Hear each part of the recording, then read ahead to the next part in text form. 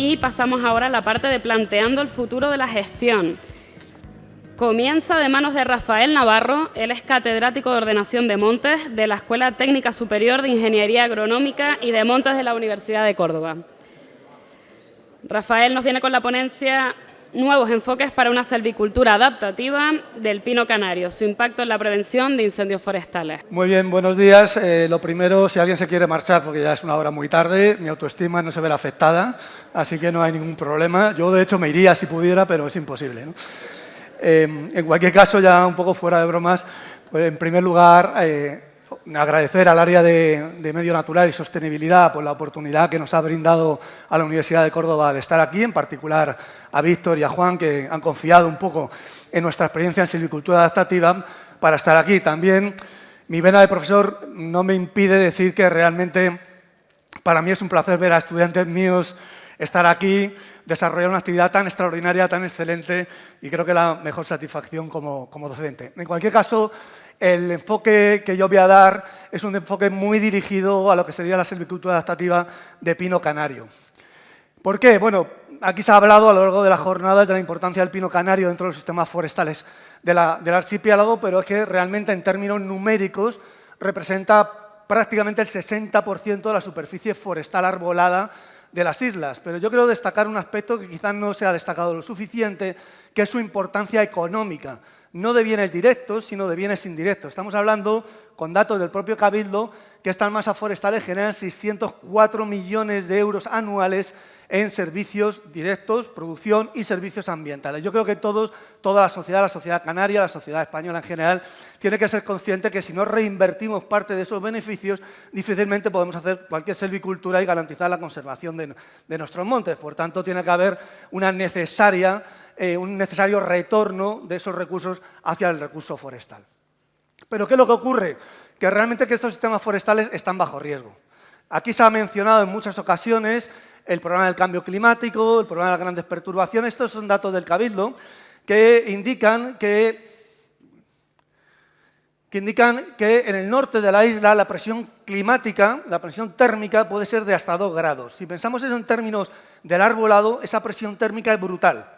Y no es tanto por el valor absoluto de 2 grados, los físicos de la atmósfera dicen que si la temperatura de la atmósfera sube por encima de 2 grados no sabemos lo que va a pasar, sino por los extremos. Vamos a tener condiciones de temperaturas extremas y de manera consistente a lo largo del tiempo. Y eso la vegetación lo lleva mal. Le cuesta trabajo adaptarse tan rápidamente a esas nuevas condiciones. ¿Y esos cambios que producen? Bueno, lo estamos viendo. A mí me llamaba la atención ayer que Tomás comentaba que todavía había personas que cuestionaban el cambio climático, dudaban de sus efectos, etc. Bueno, yo pienso que es quizá personas que no están acostumbradas a desenvolverse en el medio natural, porque cualquier persona que se mueva habitualmente en el medio natural ha podido ver en los últimos 10 años, 20 años, lo que ha supuesto el cambio climático. Yo he visto cambiar sistemas naturales en Andalucía en los últimos 15 años. Por tanto, no estamos hablando de un futurible, estamos hablando de algo real. Tenemos un problema de respuestas no lineales, posiblemente en el cambio climático. ¿Qué está pasando con los alisios, por ejemplo, aquí en las Islas Canarias? ¿Qué está pasando con el informe que hizo el gobierno danés sobre la corriente del Atlántico Norte? ¿Qué está pasando sobre las sequías extremas que llevamos acumuladas durante varios años, que están produciendo eventos de mortalidad severa en muchas zonas de la península? Tenemos problemas en el cambio de uso, fundamentalmente relacionados con perturbaciones de difícil recuperación después de estos eventos catastróficos de grandes sequías, de grandes incendios, etc. Tenemos cambios en los ciclos biogeoquímicos, cambios en el carbono, cambio en el agua, cambio en el nitrógeno. Los sistemas están cambiando, pérdidas de biodiversidad, procesos de mortalidad, aparición de grandes incendios de naturaleza diferente a los que estábamos acostumbrados. Todo esa es la realidad en la que ahora mismo nosotros estamos desarrollando nuestra actividad. En el caso concreto del pino canario, pues es algo obvio. Esta jornada se ha dedicado al mundo de los incendios forestales, pero podríamos hablar del problema que comentaba ayer, creo que Tomás también, en la parte alta del parque, donde se veían estos fenómenos de puntisecados asociados posiblemente a fenómenos de embolia o fenómenos, para mi punto de vista, también podría estar asociado a agentes bióticos como es el caso de fitoplasmas, etcétera, etcétera. Pero lo que está claro es que va a haber que cohabitar, convivir con todo este tipo de procesos. Claro, cuando lo planteamos desde el punto de vista de la silvicultura, y por mi formación, digamos que soy un silvicultor bastante clásico, porque ya por la edad me corresponde ser así, mi pregunta no es tanto qué tengo que hacer en el futuro, porque realmente me queda poco tiempo para poder desarrollar, sino qué tengo que hacer hoy. La pregunta del gestor forestal es qué tenemos que hacer hoy, no qué es lo que necesitamos hacer dentro de 5 años. Si dentro de 10 años no sabemos cómo van a ser nuestros bosques, no tenemos muy claro cómo van a ser. Por tanto, nuestra pregunta es, ¿tenemos hoy respuesta a estos problemas? ¿Tenemos capacidad al menos de intuir qué alternativas tenemos en este marco? Bueno, yo creo que para eso pues, hay 3 alternativas. En un trabajo clásico de SON del 2016 se planteaba, tenemos 3 alternativas frente a estas situaciones. La primera, resistir. La segunda, adaptarnos, o la tercera, transformarnos. Esto lo podemos asimilar a un tsunami. Si vamos a tener un tsunami, podemos construir un dique lo suficientemente grande para que lo pare. Quizá lo paremos, quizá no lo paremos. Podemos adaptar nuestra costa para absorber parte del choque que el tsunami va a producir en la línea de costa. O podemos transformar nuestra línea de costa, la forma en cómo vivimos y ocupamos el litoral, para reducir el impacto del cambio climático. Tenemos que elegir alguna de las alternativas. Obviamente, desde mi punto de vista, no podemos resistir el cambio climático. No tenemos capacidad, porque obviamente por su propia naturaleza es inabordable el poder resistir el cambio climático. Nos supera nuestras capacidades selvícolas. Por tanto, solo tenemos 2 alternativas, adaptar o transformar. Y en ese sentido, ya lo comentaba Juan, yo creo que Canarias cuenta con algo que es relativamente singular, que es que históricamente los bosques canarios han sido muy estudiados y ha habido silvicultores que se han interesado por la silvicultura, en concreto del pino canario.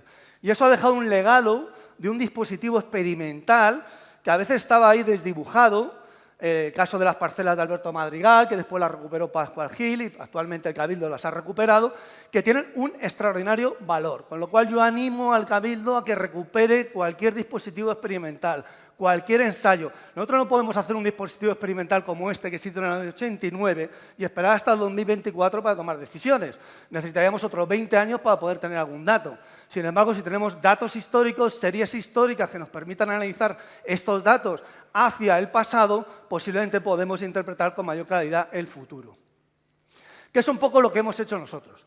A partir de diferentes conversaciones con personas del Cabildo, vimos este dispositivo experimental que había en la parte alta de Tenerife y nos planteamos, bueno, realmente cómo tenemos que reenfocar la silvicultura. ¿Qué podemos hacer nuevo para hacer la silvicultura más adaptativa en el caso del pino canario? Entonces nosotros partíamos de una cosa que es obvia en nuestra formación. La silvicultura parte de la estabilidad. La silvicultura que hemos estudiado todos los que venimos de escuelas forestales partía de certezas. La certeza del turno, la certeza de las cortas de regeneración, todas esas cosas que nos lo daban como dogmas de fe. Eran una especie de dogmas de fe que nos las teníamos que creer. Bueno, la silvicultura actual es la silvicultura de la incertidumbre. No tenemos certeza. Muchas de estas certezas han desaparecido. Ya no sabemos si hacer una corta de regeneración va a regenerar la masa. No lo tenemos tan claro. ¿Vale? ¿Por qué? Porque puede venir 2 años, 3 años, 4 años de sequía y las cortas de regeneración se nos pueden venir abajo. Hay masas que van a ser finalistas, que no van a regenerar. Ayer se ha hablado de la parte alta, de estas repoblaciones en la parte alta sobre terrenos de alta pedregosidad. No van a regenerar, son masas finalistas. Su silvicultura ya está establecida a priori porque no vamos a poder cumplir el principio de persistencia. Y entonces tomamos los datos y hicimos 3 análisis. Un primer análisis de riesgos, un segundo análisis de silvicultura adaptativa y un tercer análisis de optimización de servicios. Cuando nos planteamos el tema de riesgos, lo que intentamos fue evaluar riesgos en la zona del Parque Nacional, en concreto en la corona forestal, asociado a 3 factores de perturbación, que eran incendios, sanidad forestal y clima. Esto lo hicimos en el marco de un proyecto de parques nacionales y tomamos 3 parques nacionales, el Parque Nacional del Teide, el Parque Nacional de Sierra de las Nieves y el Parque Nacional de Sierra Nevada. Y nos centramos en 3 riesgos principales, que eran fuego, sequías y plagas. Utilizamos un trabajo publicado recientemente, en el año 2021, por el grupo del CREAF, en el cual evaluaba los riesgos en función de un servicio ambiental. Nosotros utilizamos capacidad de secuestro de carbono, la magnitud del riesgo, que se evalúa con un conjunto de factores que no voy a desarrollar, la susceptibilidad frente a estos factores y la falta de capacidad adaptativa. Bueno, no vamos a entrar a la parte metodológica, sí a la parte de resultados. Cuando lo aplicábamos a la corona forestal de Tenerife, lo que veíamos era una distribución de riesgos con este patrón espacial. Yo no sé si esto se puede validar o no se puede validar, no deja de ser un marco teórico, pero para mí responde a cierta lógica la distribución con un componente claramente oriental, un componente sur, etcétera. Me suena razonable lo que sale, pero sobre todo nos interesaba ver qué pasaba si hacemos silvicultura adaptativa, silvicultura clásica y sin silvicultura. Y para eso lo que sacamos fueron series temporales de datos de distribución de riesgos y analizamos, y esta gráfica lo que refleja, aquí tenéis la silvicultura adaptativa, es decir, una silvicultura de mayor intensidad, que interviene más sobre el recurso forestal, desplaza claramente los riesgos hacia la izquierda. Sin embargo, la silvicultura clásica, es decir, una silvicultura más conservadora, con claras un poquito más por lo bajo, con intensidades bajas, deja riesgos intermedios. Pero la no intervención aumenta significativamente los riesgos.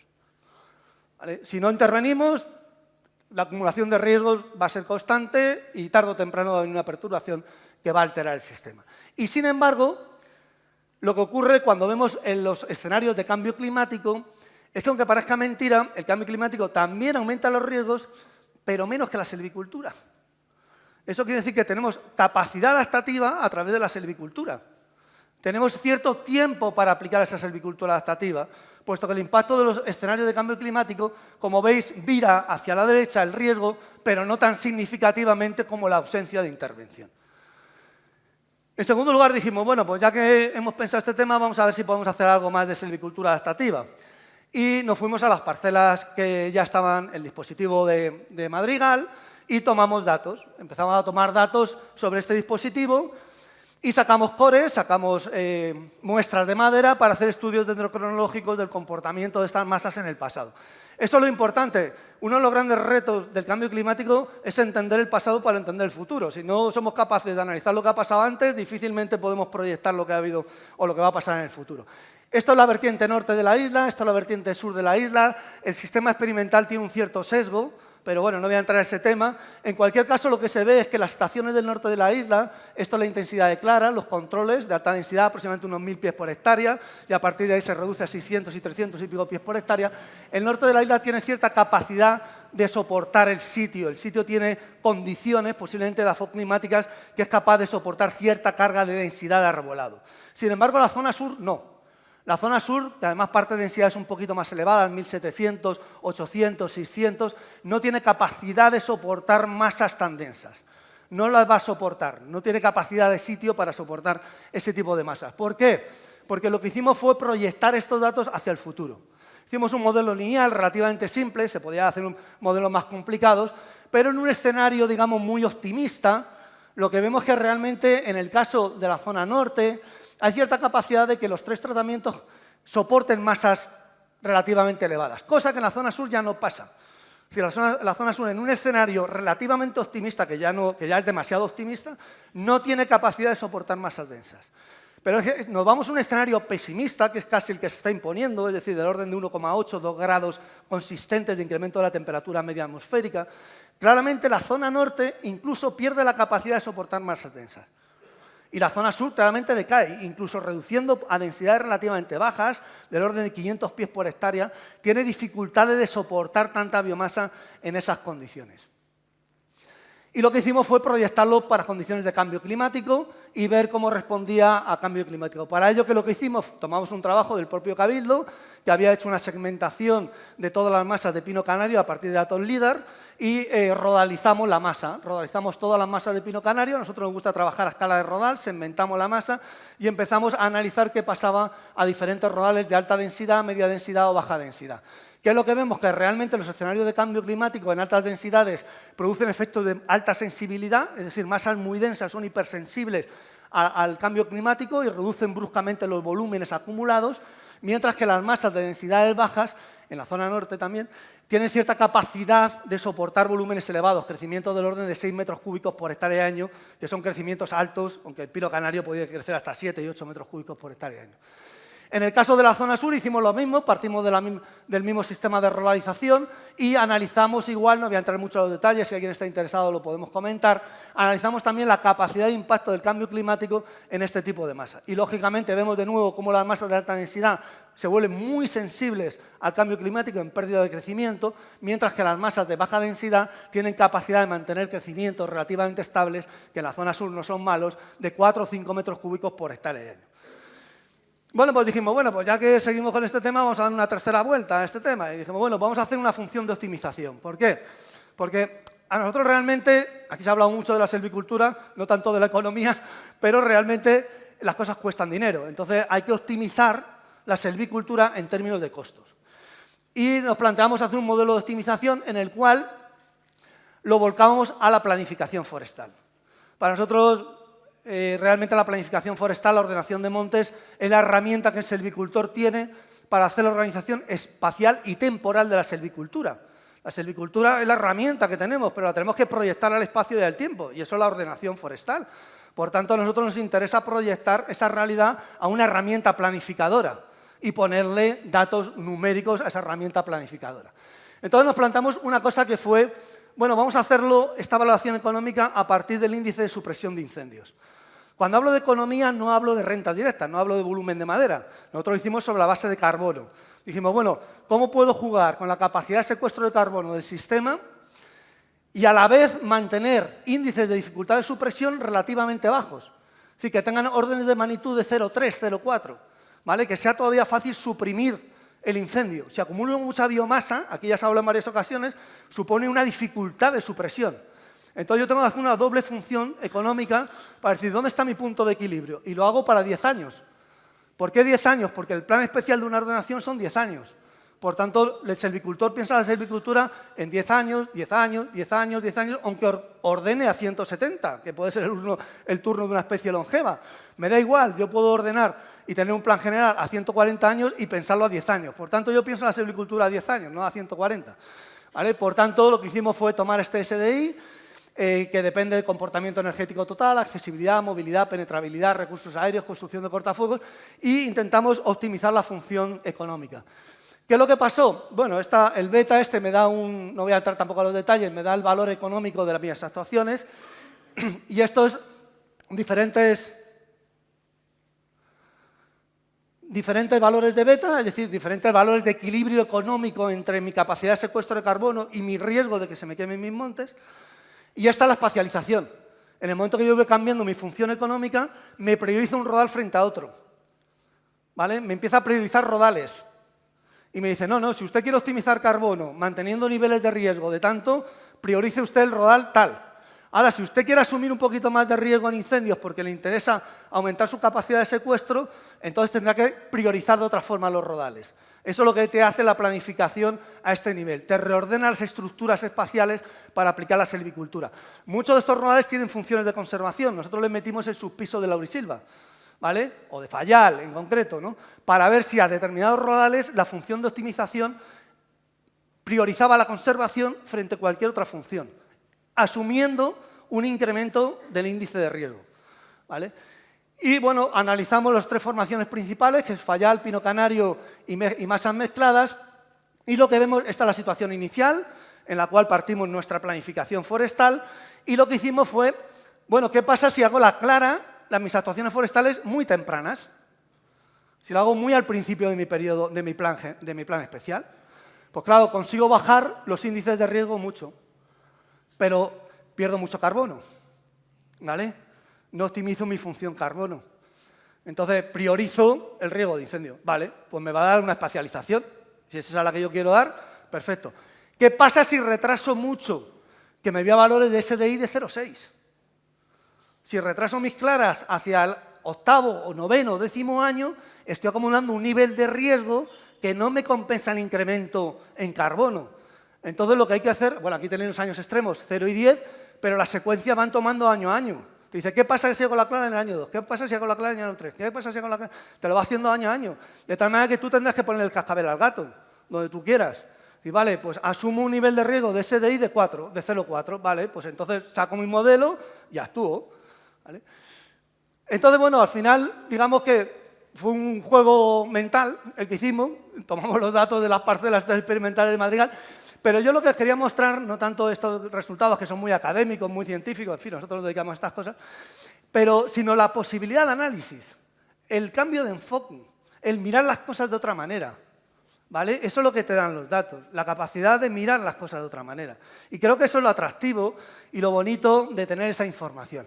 ¿Por qué? Porque yo entiendo que vamos a una silvicultura que yo llamo 4.0, porque está hablando de la industria 4.0, todo es 4.0.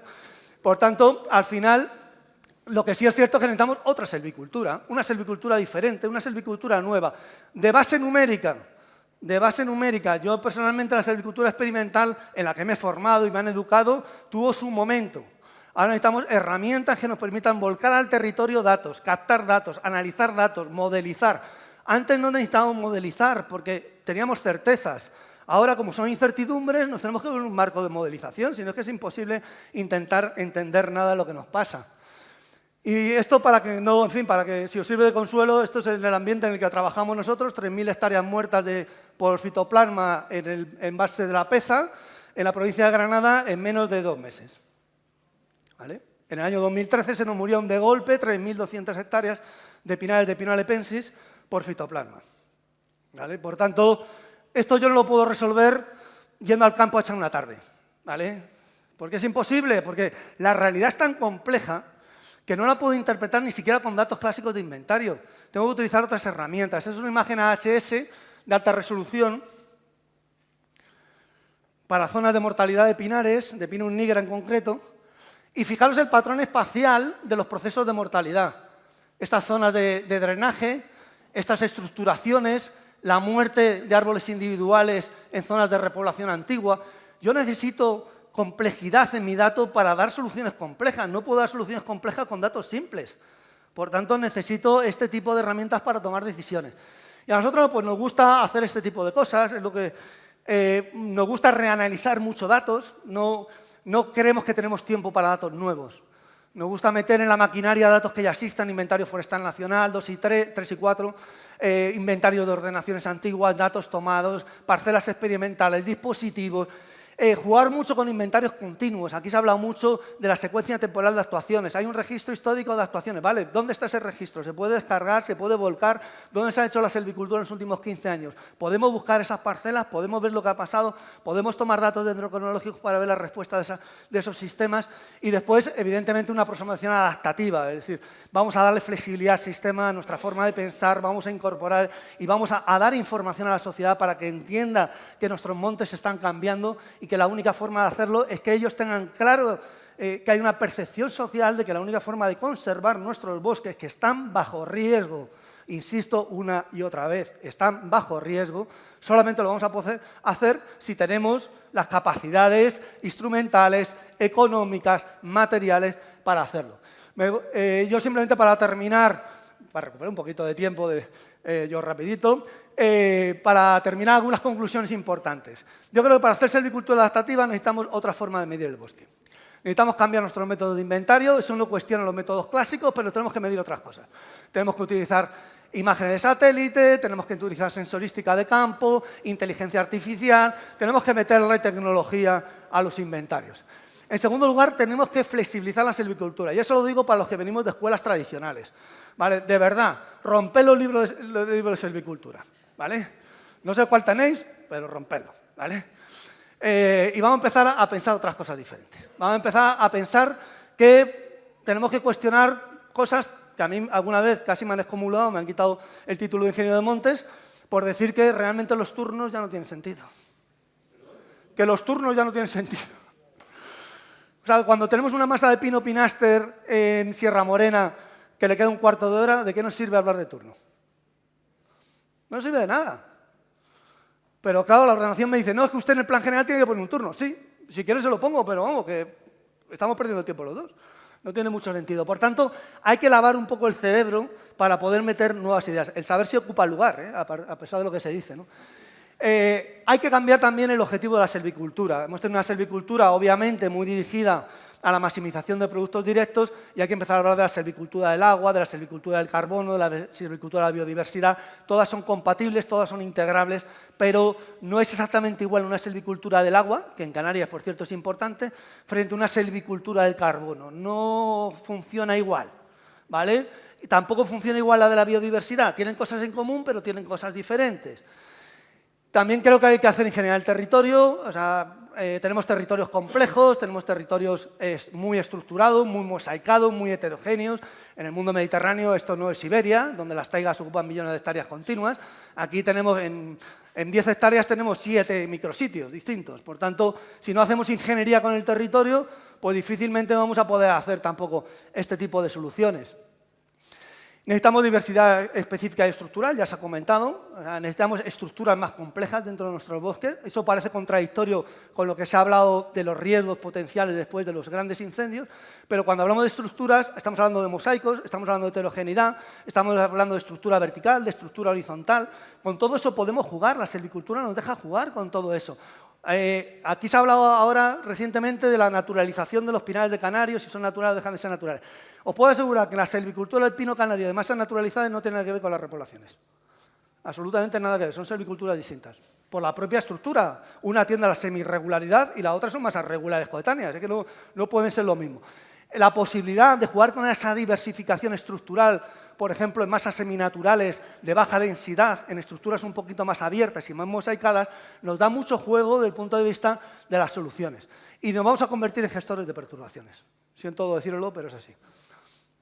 Antes gestionábamos montes, hace mucho tiempo, después empezamos a gestionar fuego y ahora vamos a gestionar perturbaciones. Una vez serán incendios, otras veces serán plagas, otras veces sequías severas. Nos vamos a convertir, desafortunadamente, en gestores de perturbaciones. Y para dar una voz de esperanza, pues un verso de Antonio Machado que dice que hoy es siempre todavía, o sea que tenemos tiempo. Ahí tenemos el adverbio de tiempo que nos dice que todavía hay tiempo. Lo que pasa es que ese todavía se va haciendo cada vez más pequeñito. Y puede llegar un momento que el todavía se nos quede tan pequeñito que no podamos reaccionar. Así que como aquí hay mucha gente joven, pues ánimo, que hay mucho trabajo para todos y venga, a ponerse a la faena.